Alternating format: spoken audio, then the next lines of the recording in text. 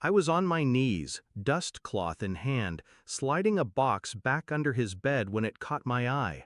A card, white lace trim, gold lettering. Congratulations on your wedding, Daniel and Claire. The date stopped my pulse. 2 days from now. My stomach tightened like a fist. My fiancé, my Daniel, was getting married to someone else. I was wiping down tables at the cafe where I worked, hands raw from soap and steam, when he walked in. Impeccable suit, watch glinting under the light. He ordered coffee like it was beneath him, but he smiled at me, said my name like it mattered. He came back every day, called me brilliant, said I was different. And when he slipped a ring on my finger, I believed him. 4 years. 4 years of building dreams, sharing keys, making promises. I gave him everything, my loyalty, my time, my trust. And under his bed was my funeral notice. I stood in his kitchen, the card shaking in my hand. What is this? He didn't even look guilty. He smirked. You weren't supposed to see that. My chest tightened. You're getting married? In 2 days? He leaned back against the counter, arms folded. Calm, cold. Did you really think I'd end up with a low-life coffee girl like you? You were practice, that's all. His words carved through me. I felt my heart split open, but my face stayed stone.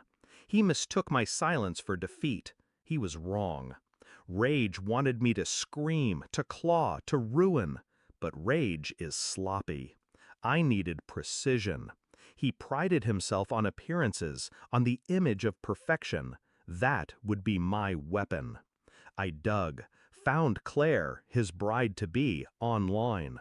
Perfect hair, perfect smile, the kind of girl bred for champagne and yachts, the kind of girl Daniel wanted to be seen with.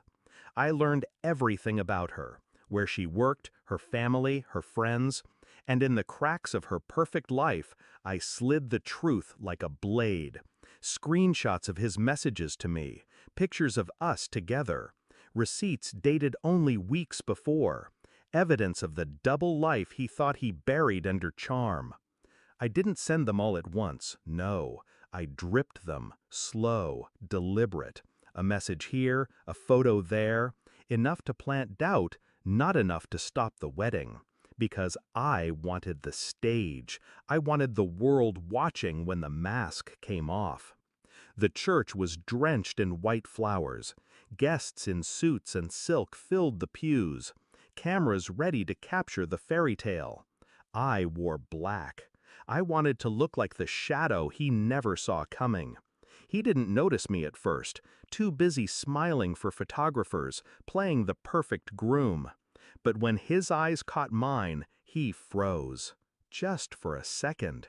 I smiled back. The ceremony began. Music swelled. Claire walked down the aisle, radiant and trembling. Daniel reached for her hands. That's when I moved. I stood, cleared my throat. All eyes turned. I'm sorry, I said, voice steady, carrying through the church. But before you say your vows, there's something you should know. Gasps rippled. Claire blinked at me, confused. Daniel's face drained of color. I pulled out my phone. The photos appeared on the screen, one by one, projected onto the silence. Him in my bed. Him kissing me last month. Him promising me forever, even as he planned this wedding. Claire's veil quivered. Her father's jaw clenched. The guests murmured, whispers like daggers slicing the air. Daniel reached for me, hissing under his breath, "Stop this!" I leaned in close enough for only him to hear. You stopped me when you called me a lowlife. Now it's my turn. Claire ripped off her veil, tears streaking down her face. Her father shoved Daniel back, spitting curses.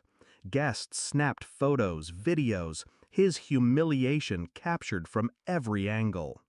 Daniel's perfect world shattered in seconds. No applause, no vows, just chaos, shame, and his name destined to rot online before the night was over. I walked out before the end, didn't wait to see him beg, didn't care to hear excuses. My work was done. I think of his sneer, his words dripping with contempt, low-life coffee girl. And then I think of the church, the gasps, the looks on their faces when they realized the truth. He wanted me small, he wanted me disposable, but I turned his wedding day into his execution stage. 4 years of my life weren't wasted. They were an investment. And the payoff was watching his empire collapse in front of everyone who ever mattered to him.